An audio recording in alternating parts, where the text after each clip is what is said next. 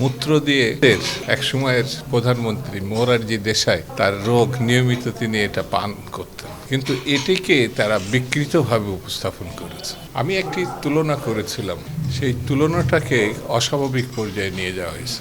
আমরা যেমন লড়াই করি, আত্মহত্যা দিই, তেমনি আবার আমরা প্রয়োজনে আবার ঘুরে দাঁড়াই, আবার সৃষ্টিশীল কাজের সঙ্গে থাকি। বর্তমান সময়ে গণঅভ্যুত্থান পরবর্তীতে অনেক ছেলে মেয়েরা আত্মহত্যা দিয়েছে, আমাদেরই ছেলে মেয়ে। বাংলাদেশ যাতে গণতান্ত্রিকভাবে এগোয়, বাংলাদেশ যেন স্বৈরতন্ত্র ব্যবস্থা না থাকে, এটাই মুখ্য।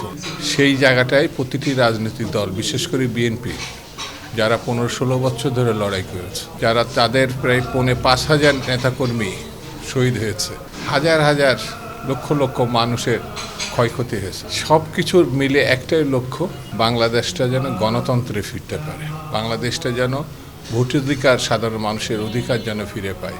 একটাই লক্ষ্য, শ্রমিক, কৃষক, খেটে খাওয়া মানুষ, নিম্ন আয়ের মানুষ, মধ্যবিত্ত সকল শ্রেণীর মানুষ যেন শান্তির সঙ্গে বসবাস করতে পারে, কাজ পায় এবং প্রয়োজনীয় তাদের অর্থ, স্বাভাবিক জীবন এটা যেন থাকে, এটাই প্রত্যাশা।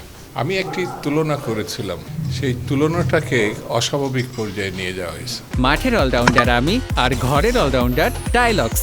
টাইলক্স টয়লেট ক্লিনার, ক্লিন মানেই টাইলক্স। বিএনপির গণসম্পৃক্ততা, সমর্থন, এটা কোন পর্যায়ে আছে রূপক অর্থে ব্যবহার করা হয়েছে, কিন্তু সেই রূপক অর্থটা আমাদের যারা সমালোচক, যারা প্রতিবাদী বা বিপক্ষের, তারা ঘৃণ্য একটা উদ্যোগ, ঘৃণ্য একটি স্বরূপ তাদের আত্মপ্রকাশ করেছে।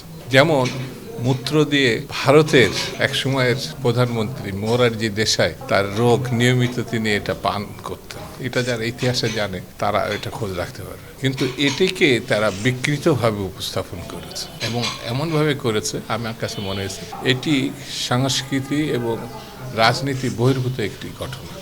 এই মানসিকতা ত্যাগ করতে হবে। সমালোচনা পছন্দ না হলে সমালোচনার উত্তর দেওয়ার ভাষা আছে, সেই ভাষাটা প্রয়োগ করা হবে।